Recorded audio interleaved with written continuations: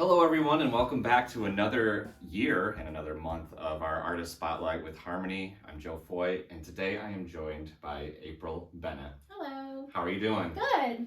So just to start off, you actually participated in one of our events, which we were just talking about, Yes. our storytelling night. You specialize in theater, correct? Yes. And you work with a couple of groups in Watertown, Little Theater, the Butler Stitt Players. Why don't you go in, before we talk about those, and talk about your background, where you came from, where you went to school, anything Sure. like that you want to kind of go into. Yeah. So I have always loved performing my whole life. Originally, when I was a kid, I thought I would be a ballet dancer.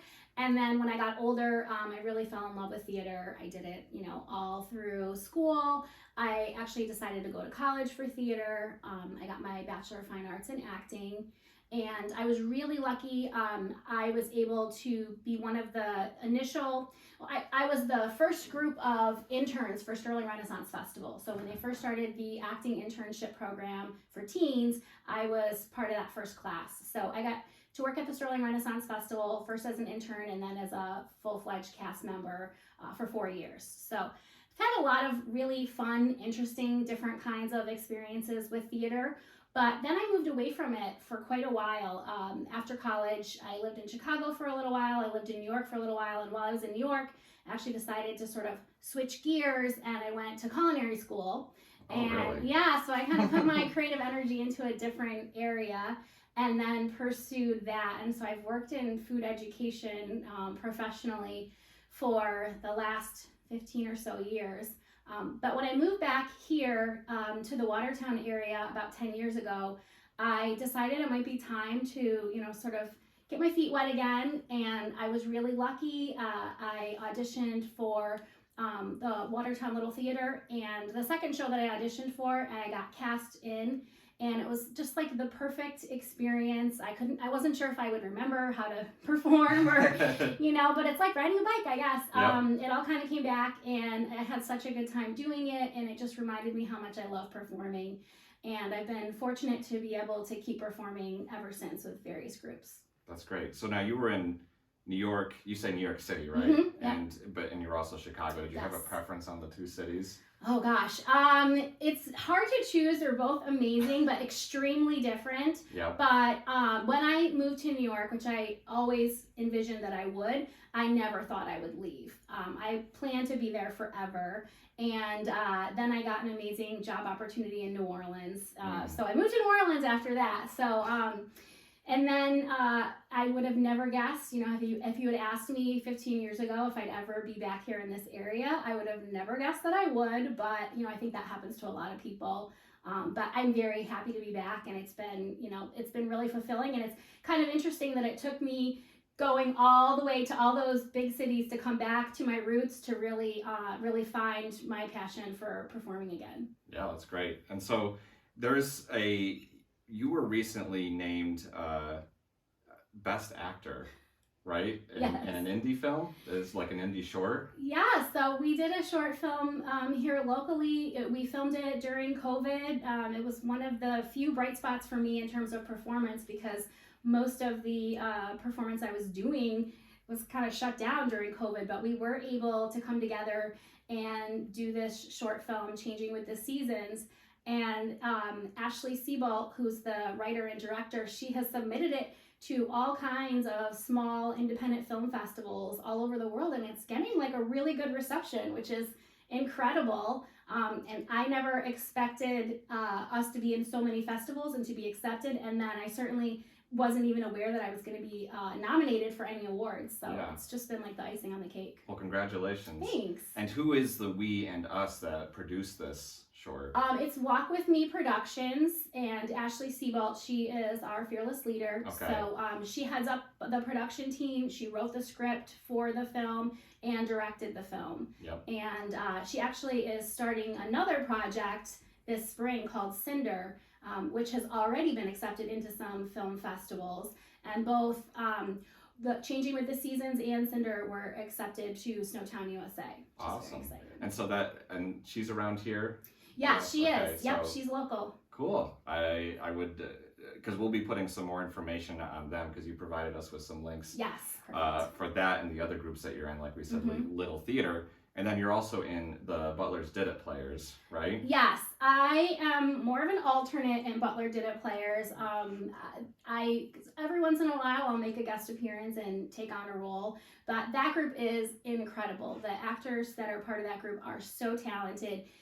Tanya Roy leads the group, and she writes the scripts primarily for these murder mysteries, but most of the performance is all improvised, and it's just incredible. Everyone is so talented, and they've been working together for so long that they can just pull it off with just a little bit of direction. They only have a couple of rehearsals, and they're able to boom put a show together. It's incredible. That's great. I didn't actually realize that it was mostly improvised, and that it was more. So it's kind of an original script too. Yes, all the scripts are original, and then at the performance venues, it's a lot of improvisation. It's interactive theater, so it's a lot of talking with the guests that come out. So it's a fully interactive experience. So it's a lot of fun, but it's definitely a challenge as an actor. It's a whole different skill set than, being able to memorize from a text. Yeah, and for those who don't know, Butler's Did It, and you can kind of tell by the name what it is. Yeah. But it's basically murder mystery kind of stuff, and so you get booked for shows and places. And I know you did one on, I don't know if you did the one on New Year's Eve, but I know there was one on New Year's Eve. There's one on New Year's Eve. They have different themes, and they usually take place in different eras. So they have everything from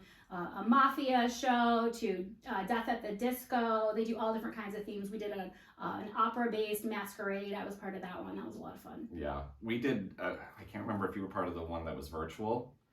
Oh no, I was one of the test audience members though, okay. And that was incredible. That was also a technical feat as well. Yes, no, I imagine I went to that one. I haven't been to a real live one, but we had some friends in Rochester that participated, and they keep saying, when are they going to do that again?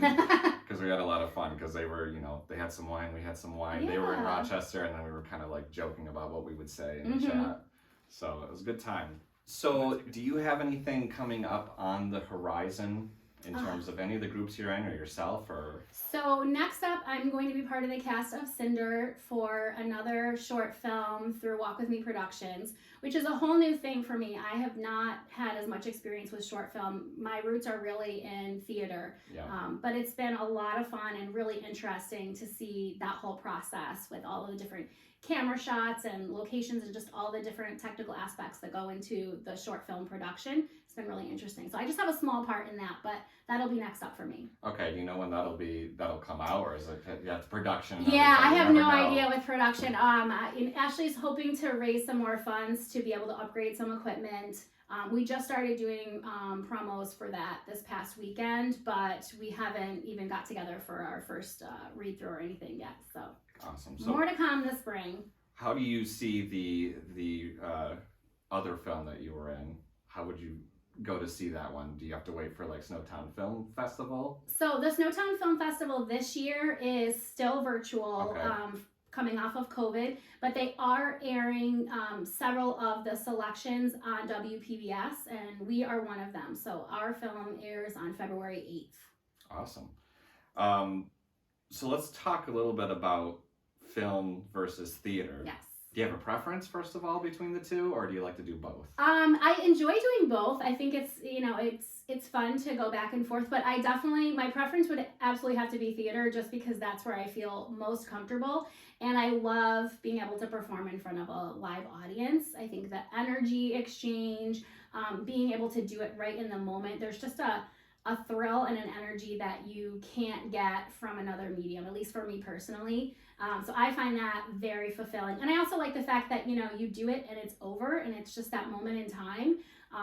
Going back and seeing the film that we did, even though the production team did an incredible job, it's not as much fun to watch yourself on film. Right. So I'd rather just be a part of it in the moment than, go see it as an audience member. Yeah, that was literally going to be my next question, because I could not imagine watching myself. That's the problem. No, I find it really uncomfortable. So that's even more of a surprise to be nominated for awards, because, you're so critical when you see yourself on film, and because I am still, new to the medium. So, yeah, I've seen it, and, I hope other people go see it, but I think I've had my fill.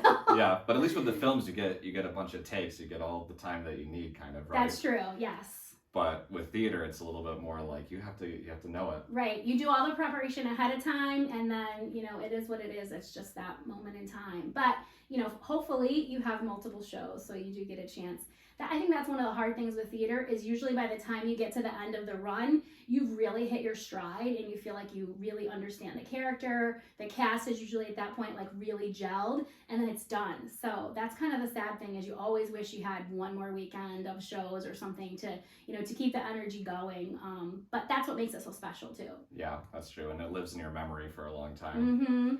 Mm-hmm. Do you have any kind of advice that you'd give to somebody who's maybe thinking about theater? Well, I would say, audition. I mean, I came back here and I had no idea. I didn't know any of the people involved. I was not part of the theater community here. I was definitely an outsider.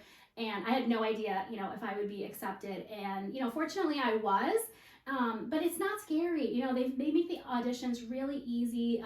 It's usually you don't have to memorize anything ahead of time. You can read from the script. All of the people involved are so approachable and so welcoming. So I would encourage anybody to give it a try. And even if you just start out in a small part or even, do something on the crew or backstage, it's just such a fun energy, and we all need something to kind of like recharge our batteries. So I think any creative outlets that you can find in this community are well worth it, and it's such a fun community of such talented people. Yes, it is.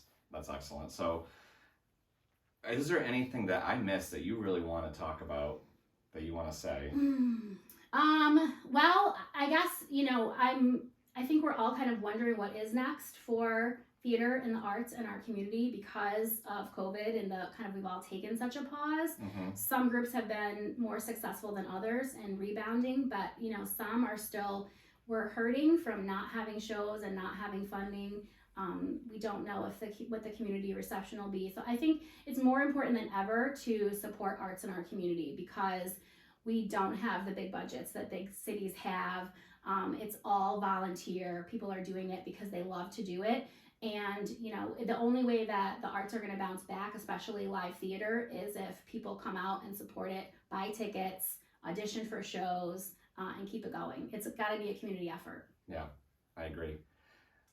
Well, I appreciate you being here and joining us today. Congratulations on being our February Artist Spotlight. Thank you so much. It's an honor. We hope to see you around, and if there's ever a video that gets posted, we will share it. Definitely. All right, sounds good. You might not watch it, but other people will. Yes, as soon as the film circuit is done, then I believe Ashley does intend to have some sort of a screening, but it can't be released to the public until it's been submitted and accepted to all the different festivals. That makes sense. Mm-hmm. Great to hear. Well, thank you again. Thank you. And have a good rest of your week. I will.